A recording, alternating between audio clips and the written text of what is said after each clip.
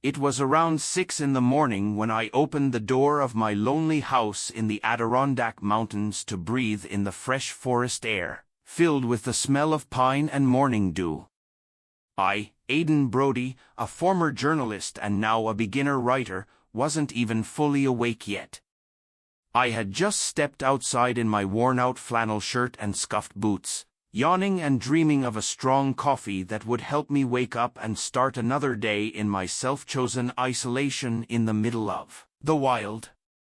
And in that moment, I froze like I had been hit by electricity, because there, just a few steps away from me, stood a huge black bear. Its presence seemed to fill all the space around me, making the air feel heavy and still. The animal didn't move, didn't growl, didn't show any signs of aggression. It just stood there on my porch, breathing heavily, its body shaking, its fur tangled and wet in some spots, like it had just come out of a rough river or a violent fight with some unknown enemy. What struck me most were the bear's eyes, dark, wet, almost human-like eyes, and it looked like they were actually crying. Tears were running down its face like from a broken faucet. I had never in my life seen a wild animal cry for real, and the sight went straight to my heart, making me forget all fear of this powerful creature that could have crushed my skull with a single swipe of its paw. And only then did I notice that the bear was holding a small, lifeless cub in its mouth, its legs hanging down limp, its head tilted to the side, showing no signs of life, like a rag doll dropped by a careless child. At that moment, I realized this wasn't just a bear, this was a mother with a dying baby. I wanted to slam the door shut and reach for the old rifle hanging on the kitchen wall, the natural reaction of anyone finding a wild beast on their doorstep. But something in the way she behaved, in that silent, motherly desperation, stopped me. It made me feel that this wasn't a threat, but a mother standing on the edge of a tragedy too deep for me to name. My heart was beating so hard it felt like it would burst through my ribs, and I slowly stepped back, not taking my eyes off the bear. To my shock, she followed me with a few careful steps, then, with an almost human kind of gentleness, she laid her baby right on the wooden floor of my porch. Then she backed up, sat down on her back legs, and stared at me without blinking, like she was waiting for something I couldn't yet understand. Against every survival instinct I had, against every story I'd ever heard about bear attacks, against all the warnings from park rangers, I got down on my knees in front of the unmoving cub. He looked so small, no bigger than a medium-sized cocker spaniel, with ribs sticking out and dried blood on one ear. And just when I was almost sure he was dead, his chest moved, just the tiniest twitch, so small I might have missed it if I hadn't been watching so hard. I looked up at the mother bear, who was still staring at me with a strange, conscious look of hope, and the words came out of my mouth before I even had time to think, "I'll try, okay? I'll try to help him." The bear didn't move, like she understood every word I said. With my heart about to explode, I gently wrapped the shaking cub in my flannel shirt and slowly, without any sudden moves, stepped back into the house. I was expecting growling or an attack at any moment, but the bear just sat there, silent, like she somehow knew something I didn't. Inside, I laid the cub on the couch and rushed around trying to gather anything that could help: towels, a heating pad, bottles of water, acting more on instinct than knowledge. I kept glancing out the window where the bear still sat, an unmoving shadow, her eyes fixed on my house. The cub was cold to the touch, limp, but not completely gone, and I stood in the middle of my living room holding this tiny, almost lifeless creature, thinking, what the hell am I supposed to do now? And in that moment, I realized this wasn't just some strange meeting with a wild animal, not just a weird twist of fate. This was something more, something that had chosen me, despite all the laws of nature and common sense. I wasn't ready for this responsibility, not at all, but it seemed like the mother bear was. She had chosen to trust me. And she stayed, waiting quietly at the edge of my property, watching my house all day while I was trying to save her cub, who, it seemed, refused to leave this world without a fight. The cub was lying on my couch among the towels, motionless and cold. I dropped to my knees and carefully pressed 2 fingers to his tiny ribs, trying to feel a pulse or any sign of breathing. Feeling nothing for sure, I held my breath and leaned in close enough to catch the earthy forest smell of his wet fur mixed with the metallic scent of blood. And right then, I felt it, the smallest rise and fall of his chest, weak, but real breathing that made me exhale with relief. "You're alive, little one. You're still here with us." I wrapped the cub tighter in my flannel shirt and hurried to the back room, where I found an old space heater. I plugged it in, cranked it to full power, and spread out every soft thing I could find: blankets, towels, pillows, building a kind of warm little nest for my tiny patient. His breathing was shallow, his chest barely moved, and one of his back legs looked oddly stiff, like it was broken or paralyzed. Around one ear, the blood had dried into a dark crust, and it became clear this wasn't just exhaustion or weakness. Something serious had happened to him. Outside, I heard scratching and, looking through the window, I saw that the mother bear was still there, sitting like an ancient statue, patiently watching the house where her baby was lying. I grabbed my phone and dialed Rachel Kowalski, the closest vet I knew, even though she usually dealt with farm animals. "Rachel, it's Aiden. I've got a bear cub at my house. He's injured, really bad. The mother brought him to me and left him right on my porch. She's still here, waiting outside."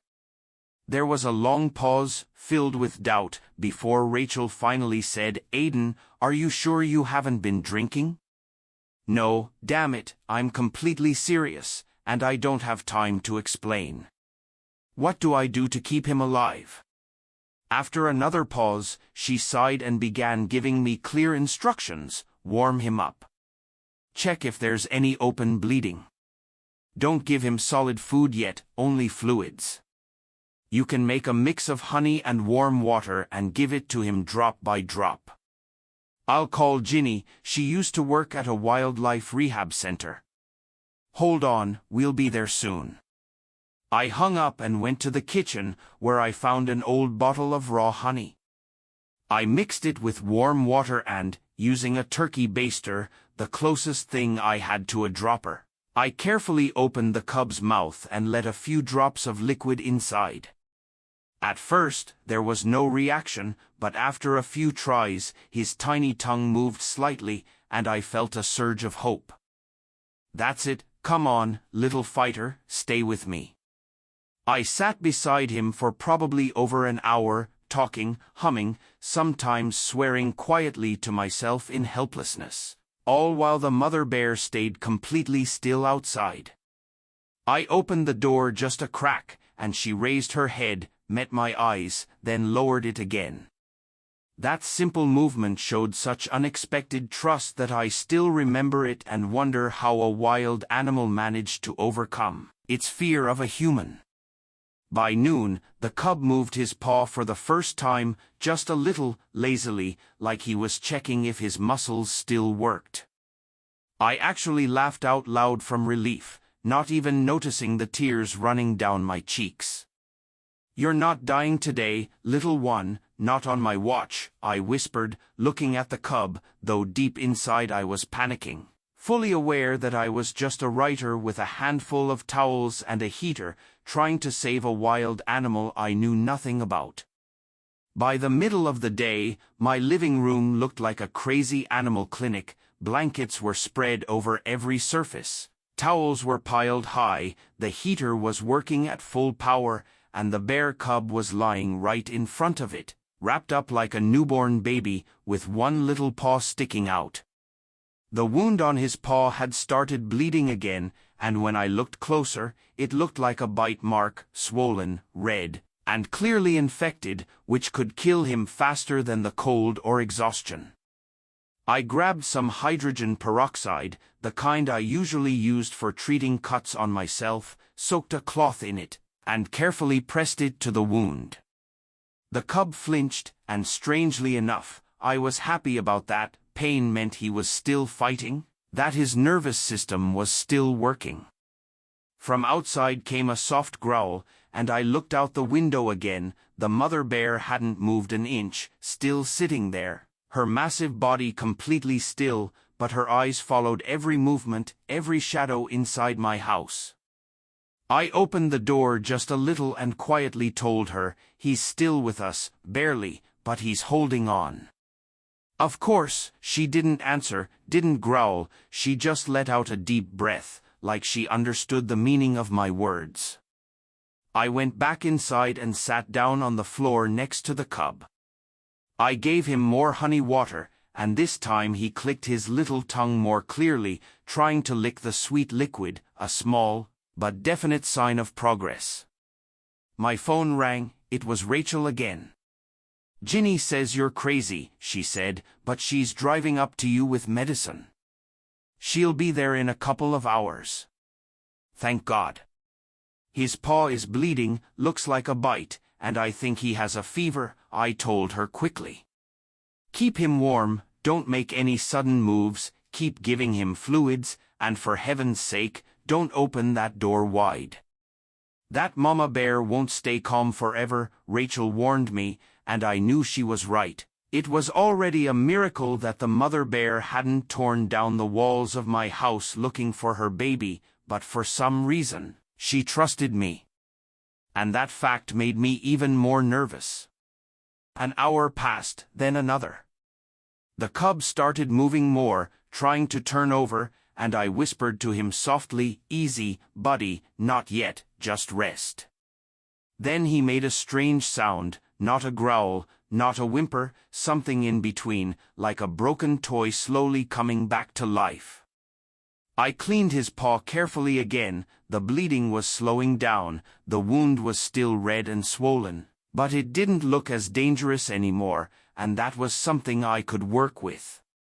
Outside, the mother bear started showing signs of worry for the first time. She walked a few steps back and forth, like her body couldn't decide whether to stay or leave, and then she sat down again in her old spot. I lit the wood stove to make it even warmer in the house, even though it was already stuffy for me, but the cub needed the heat more than I needed fresh air. As evening came, the shadows shifted, and then a small miracle happened. The cub opened one eye, just one, and looked straight at me.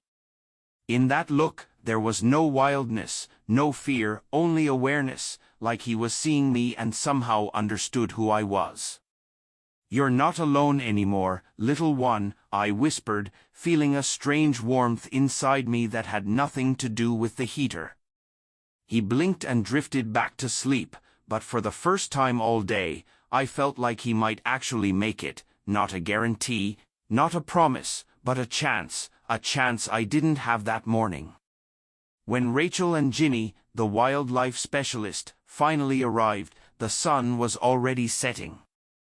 The mother bear had retreated into the shadows of the forest but hadn't left, still watching the house from a safe distance. "Oh my God, you weren't joking," Rachel breathed when she saw the cub, and Ginny immediately got to work, examining the little one with professional focus. "This is a bite from an adult male," she said after a careful check. "Sometimes male bears kill other cubs to make the female go into heat again. This little one was lucky his mother managed to save him and bring him to you. It's amazing she chose a human. Maybe she had been watching you before making such a desperate move." That thought made me shiver, the thought that a wild animal could have been watching me, judging me, before trusting me with the most precious thing she had. Ginny and Rachel spent several hours treating the wounds, giving antibiotics, and restoring the fluids in the little body. By the time they left, the cub was breathing more steadily, and his paw was professionally bandaged. "We'll leave you some medicine and instructions," Ginny said as she packed up her things. "But once he starts getting better, you'll have to return him to the wild. He can't stay with you forever, Aiden." I nodded, though deep down I already felt how attached I was becoming to this small creature who had fought for his life right in front of me. Over the next 2 weeks, the cub recovered surprisingly fast. His wounds healed, his appetite came back, and he started showing curiosity about the world around him, exploring my home with more and more confidence. I named him Baxter, just because it felt right, even though I knew I shouldn't give a name to a wild animal, shouldn't grow attached to someone who would soon have to return to where he belonged. The mother bear kept coming back every day, sometimes getting closer to the house, but usually staying at a distance, always alert, always watching. I left food out for her, which she sometimes accepted and sometimes ignored, as if she didn't want to rely on human help more than absolutely necessary. One day, just as Baxter was moving confidently through the house, playing and even trying to climb on the furniture, I got a surprise visit from Deputy Louise Gentry. "Aiden, I've heard you've got a bear cub living with you, and that his mother has basically settled on your property," she said, getting straight to the point as she stood on the very spot where, 2 weeks earlier, the mother bear had stood with her cub in her mouth. I didn't try to deny the obvious. I told her the whole story. She listened with her arms crossed, her face unreadable. When I finished, she just said, "You're insanely lucky no one's been hurt. But this is a problem, Aiden. Wildlife Services already knows. They're planning to come in 3 days to take the cub, and maybe relocate the mother, too. I can stall them a little, but it's your call, you need to do something." That night, I couldn't sleep. I kept watching Baxter curled up in his nest of blankets, so warm, so safe, and so completely wrong for a wild animal. I knew I couldn't keep him here forever, couldn't raise him like a pet, couldn't take away his chance to be what he was born to be, a free bear in the Adirondack forests. And at the same time, the thought of letting him go hurt like hell, like tearing off a piece of myself. In the morning, I made my decision. I wasn't going to wait for Wildlife Services to show up. I wasn't going to wait for the mother bear to work up the courage to come get him.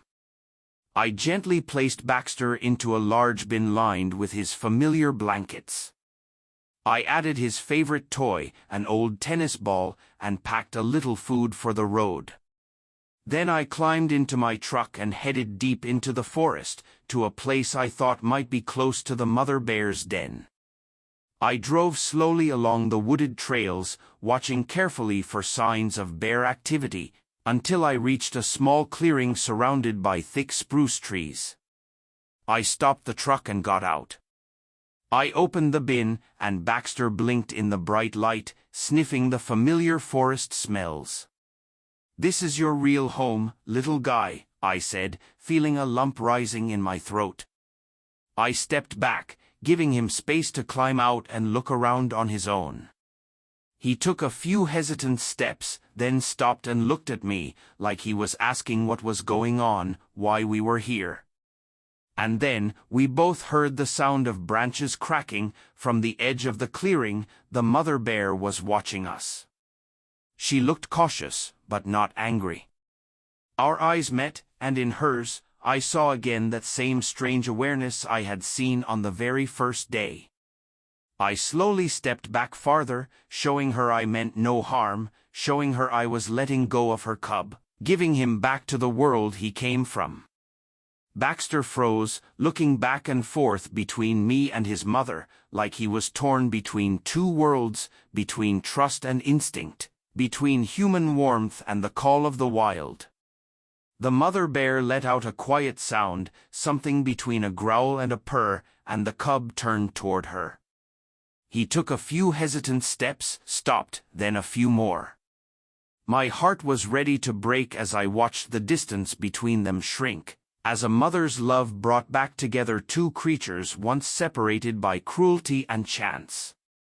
When they were almost nose to nose, Baxter suddenly turned and ran quickly back to me, pressing his little face against my knees, as if saying goodbye, or maybe thanking me. I'll never know for sure.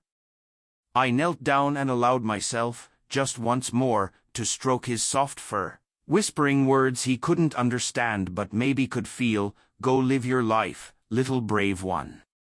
You'll be all right. Then I gently gave him a small push toward his mother, and this time he didn't hesitate. With little jumps he reached her, and she carefully sniffed him all over, like making sure he was truly all right, that this was really her cub, alive and safe. And then something happened I didn't expect. The mother bear lifted her head and looked straight at me. And to my amazement, she gave a slight nod before turning and slowly walking away into the forest, leading her cub, who looked back just once before disappearing forever among the trees. I stood in the clearing for a long time, feeling a strange mix of sadness and peace, of loss and rightness. Like closing the final chapter of a book I had never planned to write but that had changed me forever.